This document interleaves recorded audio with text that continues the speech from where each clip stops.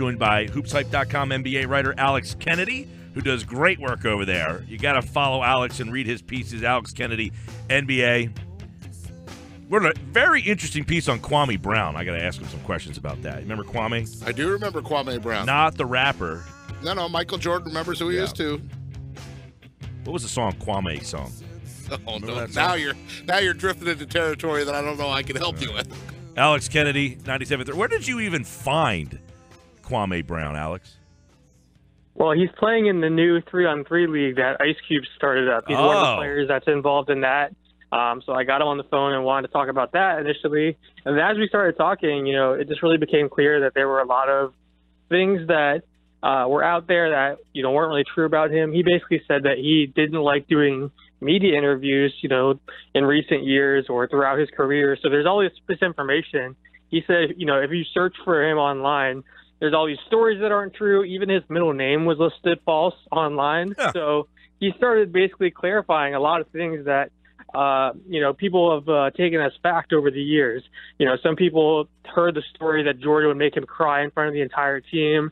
Some people had heard some stories about his childhood that weren't true, even down to his middle name. So he basically used the interview as a chance to kind of tell his side of things from his NBA career. And he basically clarified a lot of the misinformation out there about him. It was really interesting. I read the thing, and some of his quotes were really interesting, including he really felt that if he was healthy, he could have been a productive player. I mean, he feels that these injuries really derailed his career. Yeah, the thing people don't realize is, he was #1 pick. So, yeah, people want to put the bust label on him, and I totally understand that. When you're the #1 overall pick, you're expected to be a star.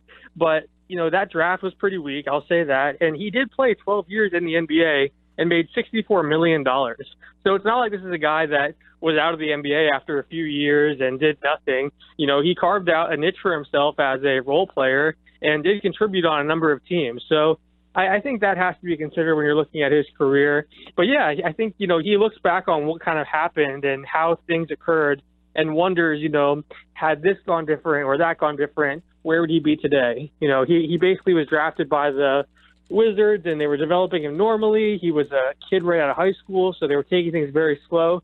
And then Michael Jordan decides to come back. So all of a sudden, the plan gets thrown out the window, and he's forced to, either sit on the bench or try to contribute right away as a teenager, and that's very difficult. And he also talked about, the injuries that he faced throughout his career. It was really interesting to kind of get his perspective on things, and he did hold himself accountable. But it was also interesting to see, what went wrong for him and how things could have been different. Yeah, I found an interesting piece, too, because obviously he came through Philadelphia. Doug Collins was here, and there was some talk, that Collins was really tough on him, yet it seems that Collins was kind of a fan of his and brought him to Philadelphia. So that relationship between him and Doug Collins was kind of interesting. Yeah, and I mean, that's one thing that I think people don't realize about Kwame. He has this reputation for being soft, and, everyone knows the stuff about Jordan kind of tormenting him, or at least the stories that were out there. But throughout his career, he's really gone to coaches that have been critical of him, have been tough on him because he wanted to get better. After the whole thing that happened with Michael Jordan in Washington, he actually went on to play in Charlotte under Michael Jordan and decided to go there because he wanted more instruction from Jordan and wanted to be able to be part of an organization with Jordan again. He wanted Collins to be able to help him get better. Unfortunately, he had a hamstring injury. He said that he had 3 to 5 teams calling still when he retired a few years ago. He just couldn't play because this hamstring injury was lingering and they didn't know what it was. He's healthy now. That's why he's doing this 3-on-3 league. But, we're talking about a guy that played 12 years in the NBA. Probably would have been a few years longer if he didn't have that questionable injury that doctors weren't sure how to heal. Alex Kennedy, HoopsHype.com. Read that full Q&A with Kwame Brown. It's really interesting. I mean, this guy was the #1 overall pick in the draft, and, he made his way through Philadelphia.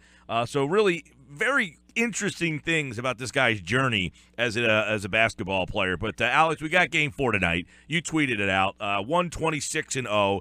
There's no shot that this thing's changing. And quite frankly, do you think there's a shot that Cleveland wins the game tonight? I mean, they may be able to win the game tonight and, drag this thing out a little bit. But I just think once you get down 0-3, it's so hard to get up for that game and feel like you have a shot in the series. I know people are going to point to last year's 3-1, comeback for the Cavaliers and say that it's possible, but I just think that hurts their chances even more because you're talking about a Warriors team that learned their lesson last year, knows not to take their foot off the gas, and now they're in a situation where they have an unprecedented lead that's never been lost in any playoff round, not just the finals, any playoff round ever. No team that's been up 3-0 has lost. So I think you take the fact that the Warriors have been the much better team. Kevin Durant, Steph Curry, Draymond Green, Klay Thompson, these guys have been fantastic, especially Durant and Curry. LeBron James can't get off the floor because as soon as he does, this team just pulls away, the Warriors. And the fact that you have Golden State learning from last year's lesson, I just can't see this thing going more than 5 games. I had 5 games and Kevin Durant MVP. How impressive has Kevin Durant been in these series? Would you have him as your MVP? I think you have to. He's been incredible. Not only is he scoring the ball, he's playing really good defense. He's playing multiple positions. There's times where he's bringing the ball up the floor. There's times where he's playing center. He's, really doing a good job on the defensive end. And then offensively, not only is he making a lot of shots, he's making really clutch shots, especially in the last game. And he's playing really efficiently. He's shooting 50% from the field, 50% from 3, and 90% from the free throw line, which is ridiculously efficient. I mean, he's just playing out of his mind right now. Steph Curry's playing really well too, but I think if you had to name Finals MVP, it has to be Durant. LeBron obviously has put up monster numbers, and if there was any chance of him coming back, they need him to keep putting up these triple-double numbers and Kyrie Irving to keep playing out of his mind and then get some contribution from that supporting cast. But I just don't see anyone slowing Durant down. What's this series kind of done for Durant in terms of, when LeBron did the decision, he went to Miami. Vindication. Right. And he went to Miami, and it was Dwayne Wade's team. And I think Wade won the first MVP, right? He won the series MVP in the one year, right? When they won the NBA Finals, or did LeBron win the – I don't remember. I'm trying to remember. I mean, they lost to Dallas. And then they won the next 2, right? I think he won the other 2. I know Dwayne won the one. He won the one earlier in his career against Dallas when they, Miami, before LeBron. He definitely was Finals MVP then. Let me take a look at that. But I know they lost that first year, obviously, against the Mavericks. Right. Yeah, Dwayne Wade was only Finals MVP in 2006. Okay. So LeBron did win each year. Right. But many people really always felt that was Dwayne Wade's team. And then LeBron, they won back-to-back, and then it was more like, okay, LeBron and the Heat. But him to go to Golden State and took all the criticism, and he ruined the league, and for him to go out and play like this, it almost raised him to another stratosphere. I mean, he was already, for me, the number 2 player in the league, but it's like he has put himself closer to 1 than he did to 3. Yeah, I think you're right about that. I think, there's 2 ways to look at this. On one hand, I think individually for Kevin Durant, it's very good because, he hasn't stepped up in the series and came out in the series and scored 15 points and had, a few contributions here or there. If he had done that, and it was Steph Curry, Klay Thompson, and Draymond Green carrying this team to a championship, then people would be bashing Durant. They would call him a ring chaser. But the fact that he's been the biggest difference maker in this series, maybe on both teams, I think that really shows, how talented he is, and he's able to show what he's able to do on the biggest stage in the world. And I think that's been huge for him from an exposure standpoint. He's so much better now than whenever he was on the Thunder and they played Miami in the finals a few years ago. He fits in this system so perfectly. It's been great for Durant and people to realize just how talented he is.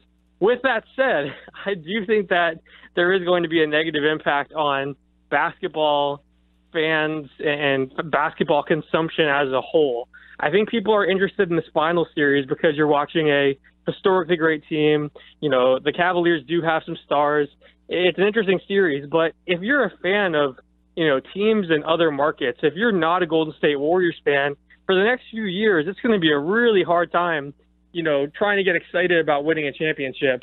Yeah, you can, look for improvement and try to take a step forward each year, but I think we're looking at a team that could become a dynasty and win, 3, 4, 5 titles in a row if this team stays together, and that may not be good for the NBA. If they have competition, it could be, but I just don't see a legitimate competitor right now. Well, that's what I wanted to ask you about, Alex. So if it's a dynasty or a super team is what we look at the Golden State Warriors as right now, will there be more players trying to assemble super teams and get together? I think so. I mean, that's what happened. That this Warriors team was assembled because they wanted to try to beat Cleveland. Kevin Durant wanted to get past the Warriors, get past Cleveland, so he joined Golden State. When players lose and they don't have a championship, especially when they don't have that first title, they look at other players they could team up with to go win a championship and compete for a championship. So I do think if you're a guy like Paul George right now, if you're Jimmy Butler, some of these guys have kind of been mentioned in recent years that are either unhappy or at one point have been unhappy. I think you're looking at your options, and these guys all talk too. So I'm sure there's somewhere out there guys are recruiting, guys are talking about forming a super team. If you're a team, if you're an organization, you can say, okay, let's let the Warriors have a few years. Maybe these guys decline in a few years. Their contracts will be up. They'll be, paying crazy luxury tax numbers because of the repeater tax. So as an organization, you can be patient and say, let's just build it for 5, 6, 7 years from now. If you're a player, you don't have that option. You're in your prime right now. So if you're a Paul George, if you're a LeBron James, if you're one of these guys that have to compete, then I think you're trying to recruit others and look at your options. Alex Kennedy, hoopshype.com, Alex Kennedy NBA on Twitter. I make the argument that right now, if teams are trying to make super teams, it's not really the group that is in their prime. It's not the Butlers and the Georges that are going to be able to do it. It's the teams behind them. If Ben Simmons and Joel Embiid say, look, or if someone says, I want to go play with them, and Andrew Wiggins leaves and goes to joins Philly, or vice versa, like Ben Simmons goes, well, I want to play with Towns and Wiggins. I think it's that era of player that will join the super team that finally takes the Warriors out or the Cavs out, because you have powers on the East and the West that nobody can get by. Yeah, you can't get by the Warriors, but no one's getting by Cleveland either. Right, and that's where if you're a young player, I think you are looking at, okay, this is the model. We've seen what we have to do. Here's, what we have to kind of formulate and assemble. I think if you're young, first of all, it makes it easier to do as well. LeBron James, Dwayne Wade, Chris Bosh, all those guys going to Miami and teaming up, being the first guys to kind of do that. We look at Boston's big three, they were two of the guys were traded there, whereas, in Miami, everyone kind of came and signed. 8, 9 guys came and signed there.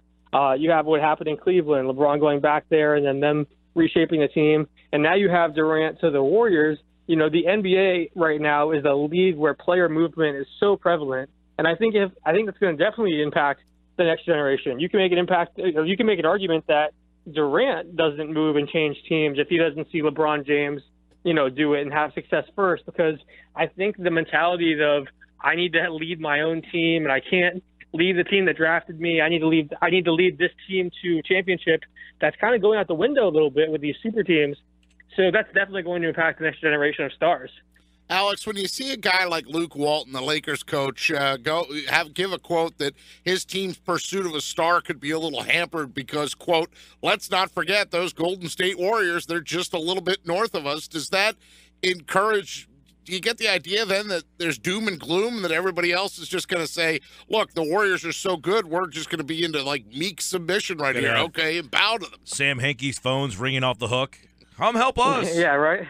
Yeah, I mean, if you're an executive or you're a coach right now, you're looking at this team and saying, what could we possibly do to beat them? What could the Lakers do right now to beat this Warriors team, and have a legitimate chance to win a championship?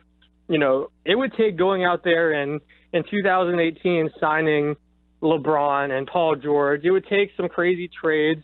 It's just things that, fans like to get excited about, but things that are very unrealistic. So while I'm sure Laker fans hated hearing that take from Luke Walton, it is pretty realistic. I mean, you have to look at what the Warriors are doing right now, the fact that these guys are all going to stay together, the fact that, they seem like a perfect fit basketball-wise on both ends of the floor, and there doesn't seem to be any kind of,